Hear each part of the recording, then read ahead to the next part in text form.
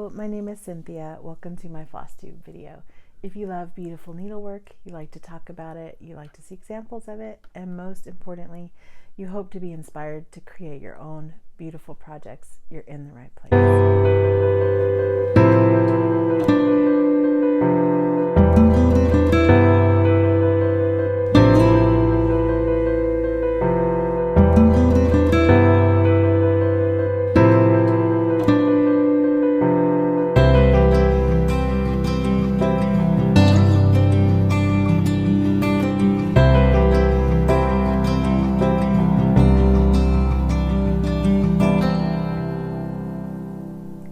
I wanted to pop on today and show some of the progress I've made on my needlework projects. I also wanted to show some finishes that I've made for friends and family that are going to be going off into the mail, and I wanted to share my plans for May, for Mania that's going to be Sania for me.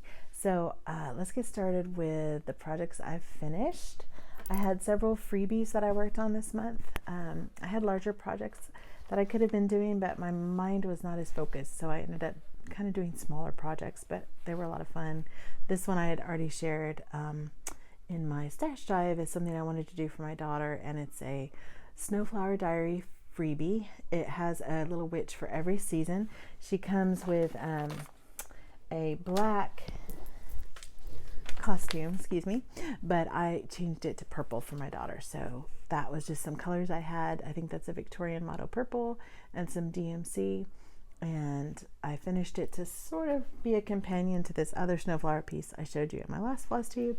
And I do intend to put the stitching on the edges that I had put on this one, that little X embroidery and a button. So it's not totally finished, but the stitching is done and it's stuffed, so I felt good about that. I also did a little better job on these corners. Thank you to the viewer that gave me that tip. I'll link her name here. I did try to stop a little short of the end of the row of stitching and do an angle and then turn, and it did help. I still feel like they could be better, but it's better than I did the first time. So, or maybe it's not. I thought it was, but I'm still learning, so work in progress, but still I'm glad that that one's done. And I have some more bunnies to show. I had not had their faces on yet. This one has a little wonky ear, but they're primitive bunnies from Etsy. I linked the pattern in the last video in Flosstube number 15, so if you're interested, check them out there. But I finally got all their faces on, and this one in particular I thought turned out so cute. I painted him, his whiskers are getting a little mussed. I painted him to look like a Stacy Nash animal cracker with some darker colors. So he's a little spotted and has some pink on his ears and tummy. And then the other one was the first one I finished, and he's the most prim of all of them. So all of these have homes that I'm going to be sending out. They're a little late, but everybody's a little off schedule lately, so I'm not going to feel too bad about it. But those were finally done and a little late for the season, but they're out of my whip pile. I had a collaboration with Helen D and Lynette from the Home Sitting on the Home Front Flosstube channel, and I tried to apply a lot of the finishing that we talked about in that video. I'll link that down below if you haven't seen it. It was a really fun collab, and I wanted to say thank you for their help with that. So I stitched up this little sister stitcher from the Primitive Hair. It's a freebie on her blog, and the little stitchers are tiny. There's only about 100 stitches in each one, and then there's a satin stitch on the thread. And I had different scraps of fabric that I was working with, so this one turned out a little smaller. And I also came up with the idea on this one to swap the threads. So like this blue one over here, it looks like she's helping me with my skirt, and the brown thread goes to her skirt, and the threads are entwined in the middle. I didn't think of that on the first one, but I like them both. I thought they turned out really cute. I did my hair in kind of a lazy daisy stitch because I have crazy hair, and I also have red shoes in this one, and just a lot of fun. So if you have a friend or an exchange, this is a really fun stitch, and it's a freebie on Primitive Hair's website. So very happy with those. I used my corduroy on the back like I talked about in my collab video, and I used my hand-dyed chenille with glue. I probably got a little heavy-handed with the glue, but I really like the way they turned out. I think they're going to be really fun, and I hope you'll like them when you receive them. So those were a fun finish. I also had some berries that I had wanted to send out as a thank you for my Birds of a Feather Sal group. This is a motif from my Birds of a Feather sampler by Blackbird Designs, and I used a scrap of linen from the sampler, and it's not square. So when I initially went to write the letters or do some wording on there, I realized that I was going to have to be a little crooked, but that's okay. And this freeform design here, it didn't matter if it was sideways. When you get the Erica Michaels berry patterns, they tell you to, you know, center up your pattern, or the Beth Twist one I did too.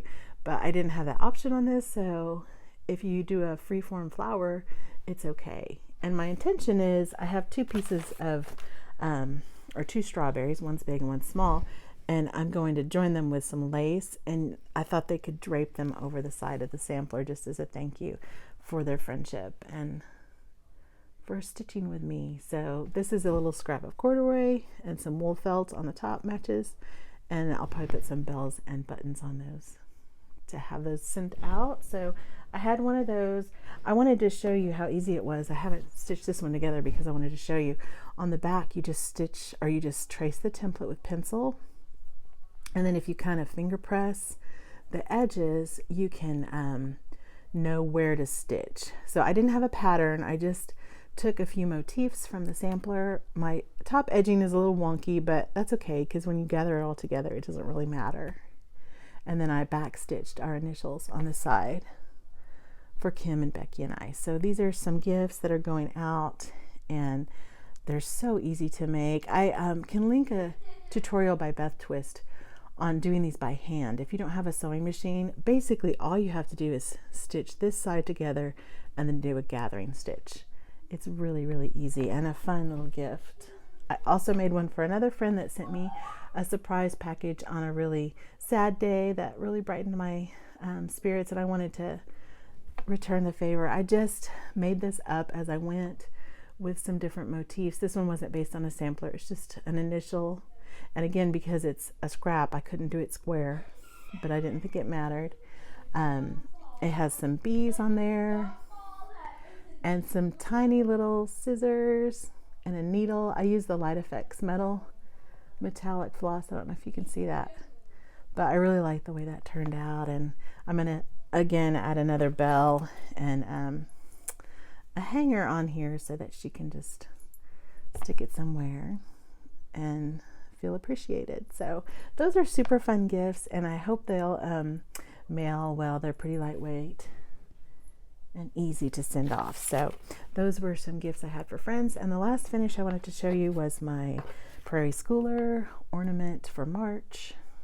I finished this with a little bit too bright of a tail, and as I was looking at it, not feeling happy about it, I decided to try something kind of crazy. I took some instant coffee that I had put in hot water and a little bit of Rit dye, I think in tan, maybe taupe, and I used a paintbrush to just paint over those threads.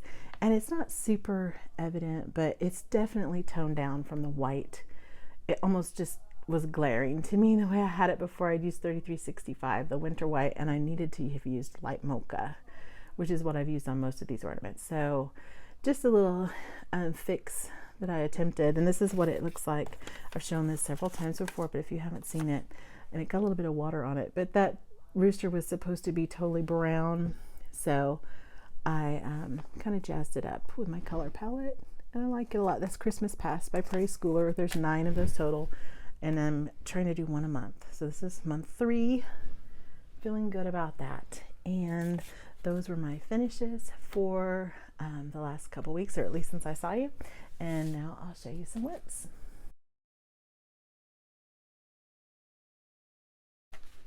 Because I wanted to join in on a Sal, and because I was feeling a little grumpy about missing my Stitch Texas retreat, I went ahead and started the Mary Needleworker. I'm participating in a Sal. I think it's called Friends of Mary Sal. I'll link it in the description below, but there's not a lot of people on that Sal. So if you are stitching this, I'd love to see a link for you to join in. And some people are doing the night the night stitcher, so it's going to look a lot different as people go through it. But I got a piece of fabric in the mail the day I was feeling sorry for myself, and it's not the called for. The called for is kind of a grayish white, but I really wanted this to be more prim and more my color, so I did it on this Winter Brew by R&R. And I just really like the way it's turning out. I'm using a grungier green, and I hand dyed the skirt color myself. I can't remember if I've already shown this or not, but the one I ended up using is this blue one here that I painted with taupe and with charcoal, and I think it's going to work really well. You can see some variegation there. The skirt's pretty mondo, so I needed to finish the end of that script before I started filling in. And I really just wanted to participate in the Sal and kind of commemorate that retreat that I was supposed to be at. So I don't have a huge start on this, and I'll probably put it behind my Brenda Gervais piece that has a big hoop skirt with threads on it too. And I'll have these as kind of companions. I'm using more of a garden palette. The colors don't look as bright here as they do when you pull them. They're more of a contemporary palette, kind of a fun and funky, which I do like, but I wanted it to sort of match my palettes that I use with Brenda Gervais and Stacey Nash, and so I'm borrowing threads from this palette, which is my potting shed. I'll show you that piece in my Mania plans. It has a really good orange for the tomato at the bottom, and it has some really pretty greens and just more muted. So I'm borrowing that palette, and that's kind of a tip if you have a designer you really like. I know Priscilla kind of does a similar thing with her, spring palette or her fall palette. If you like that designer's palette, you can kind of coordinate pieces by just using those threads on another piece. So I'm attempting to do that. I'm also using that Light Effects. It's kind of sparkly, and I'm using some Verdigris on this scissor here. So I'm definitely subbing pretty much every color. I don't know if I'm using a single one that's called for other than maybe the DMC substitute on some of them, but it's a really pretty stitch, and I'm happy to be a part of that Sal. So that will go away for a little bit though until I finish my Brenda Gervais pieces that I have for my capsule this year. I just, like I said, wanted to participate in the Sal and kind of commemorate that retreat that was supposed to have happened, kind of to cheer myself up a little bit, I guess. And then the only other whip that I had worked on, I had been working on all these other little projects, so I don't have a lot of whips this time. But this Miss Baxter's house has taken me quite a while. It's a lot of stitching. I am cutting off the bottom border to fit the frame, but I have made some good progress on the rest of it. So here's the cabin, almost halfway on that big piece, and then the smaller piece has more windows, so hopefully I can complete this by the end of April. It'll take a lot of stitching. I don't know if I'm going to make it. I'm also changing these flowers a little bit. I wasn't really happy with the color. It's a faded red, but when you do one strand, it almost looked too pink. So I am going to go over it with some of my favorite red, which is Anchor 20, and make it have more of a red. I love her dress, that kind of a palette. And I changed her apron to ecru instead of brown. I just really love this piece. So hoping to finish that and then go into Mania. And so I'll share those plans with you next.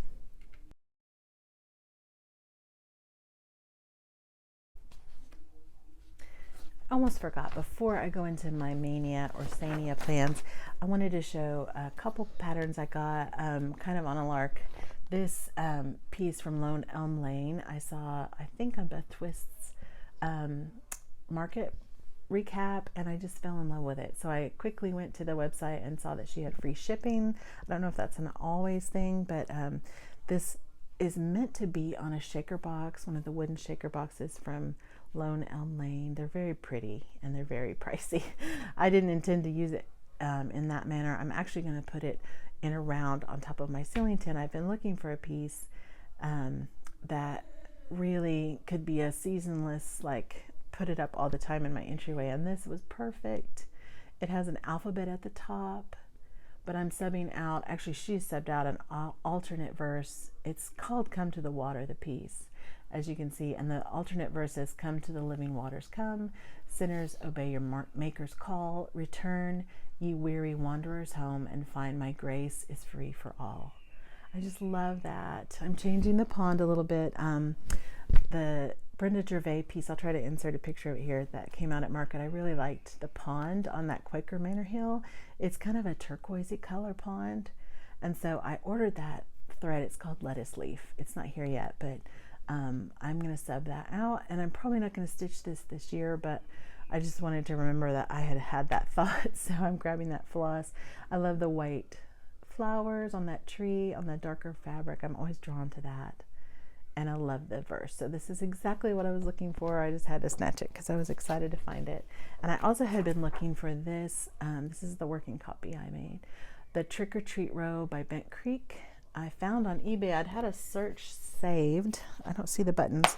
I found the button pack, and I didn't even really particularly want that, but it was worth like $27 when I looked up the retail on the Jabco one. It's not shown here with all the buttons, so I don't really even like the buttons on the piece, but I'm going to use them for my Lizzie Kate. Not Christmas rules, Halloween rules that I'm going to switch Christmas rules with a friend for. So I was really happy to have this one, and then the Jabco buttons were just kind of a bonus, and I wanted to stitch that for a while. I love Halloween and trick-or-treaters. I thought it was fun and cute, and it's getting harder to find. So I know they have it at Fat Quarter Shop, but 123 Stitch doesn't have it anymore, or not very often. So glad to find that. That was a couple of pieces of haul I found, as well as some threads I got for Mania start. So let me show you what I'm going to do for Mania. I had gone back and forth about doing a full Mania. I have several videos I can link in a playlist. Last year when my channel first started out, I didn't know how to combine my video clips. So I had 31 starts, as I said, and I don't want to do that this year. I'm still going big on a few of my starts, but I'm trying to do more of the Sania approach as outlined by Stephanie Webb of Lindy Stitches, which basically means that you set goals for yourself on a piece that you want to see some big progress on, and if you meet that weekly goal, then you get a new start on the weekend. So I'm going to focus on the All Creatures Great and Small. I have a bigger piece here from the pattern. I basically have this top left page done. I think it's 8 pages total, maybe 6 and a little bit, but I have the top page done. Actually, yeah, this whole corner. So I want to continue down. I've started this tree, but I want to continue down and try to do like a line each week. So if I finish that goal, and I may not be able to, some of those are pretty intensive stitching. If I finish that goal, then I plan to start some of these. I was going to start anyway. This Honeyberry by Erica Michael I have in my capsule, and then the Potting Shed by Brenda Gervais that I'm sharing the threads for Lindy Stitches piece with. And I also added in this Barbara Anna piece that came out as a freebie for the Stitch and Be Well kind of movement. I love this one, and I had the idea because I have several from the Punch Needle Primitive Stitcher magazine, and then she has, I think she has another bird that's a freebie. I can't remember for sure, but I have at least 4 or 5 of these patterns now. I had thought it would be super cute in my little tiered tray back here to have some little birds from Barbara Anna kind of in a collection. So I'm going to do a bowl of Barbara Anna birds.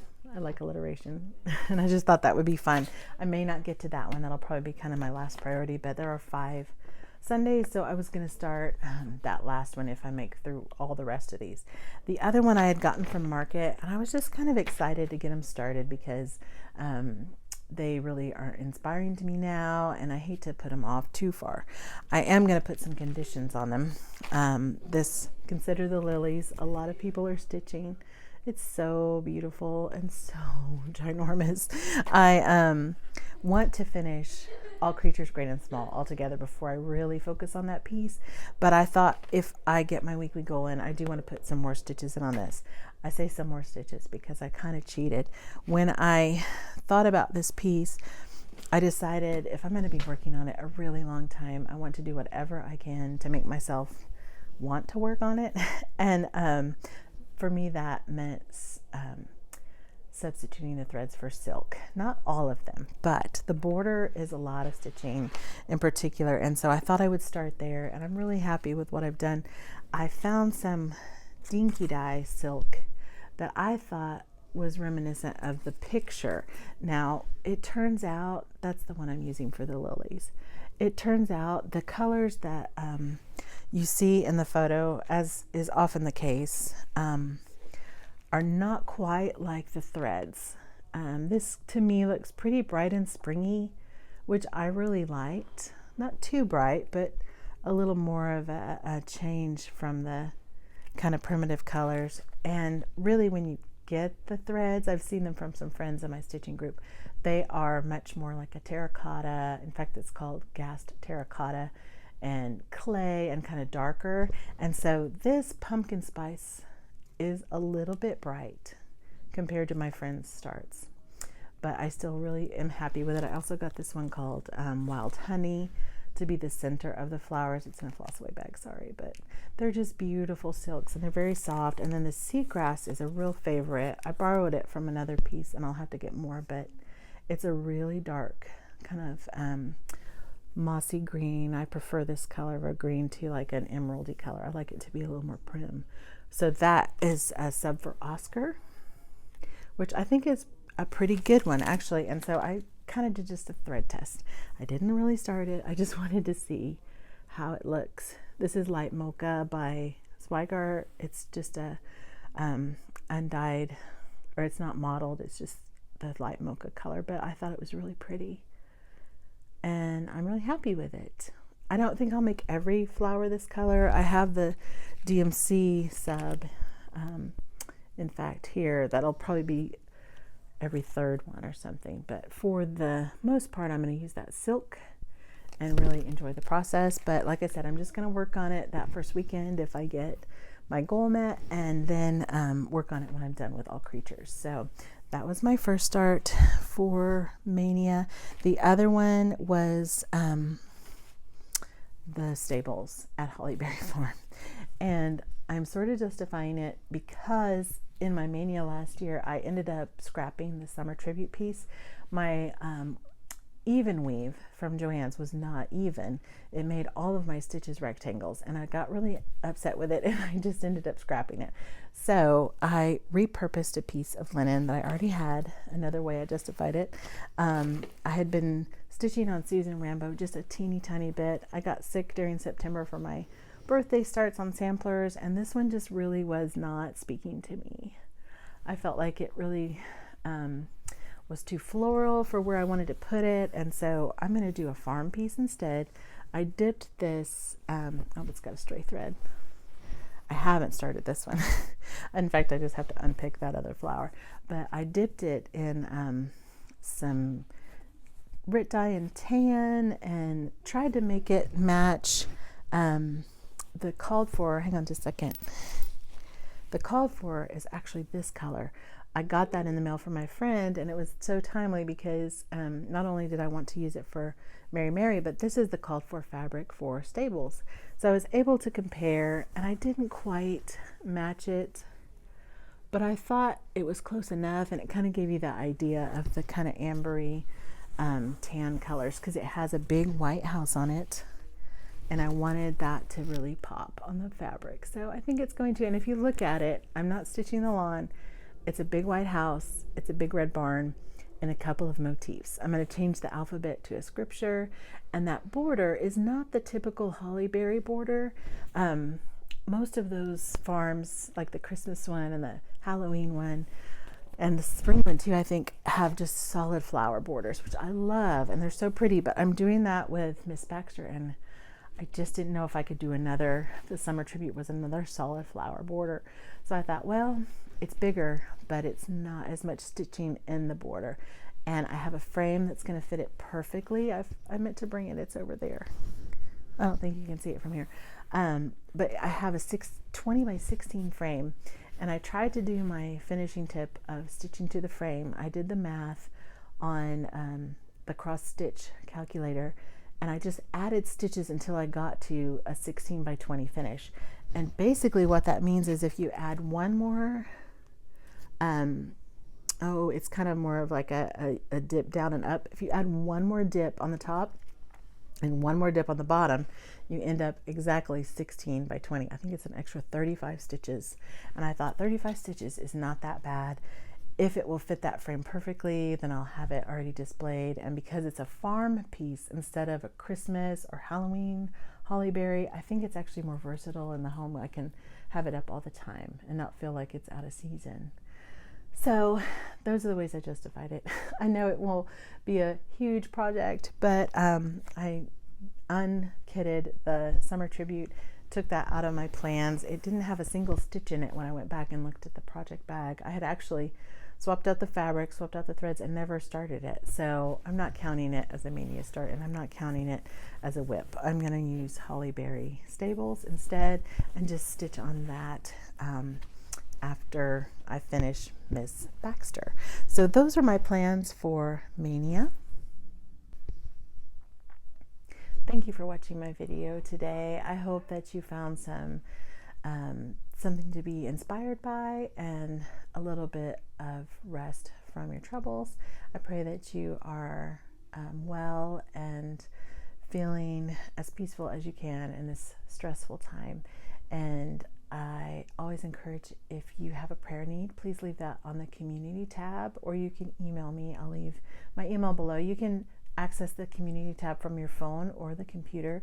And as you see that prayer need from a fellow stitcher, go ahead and hit the thumbs up on that comment, and that will let them know that you lifted their prayer need for them. So as I usually end my videos in Psalm chapter 90, verse 17, it says, "May the favor of the Lord our God be upon us and establish the work of our hands." I pray that for you. Thanks for watching.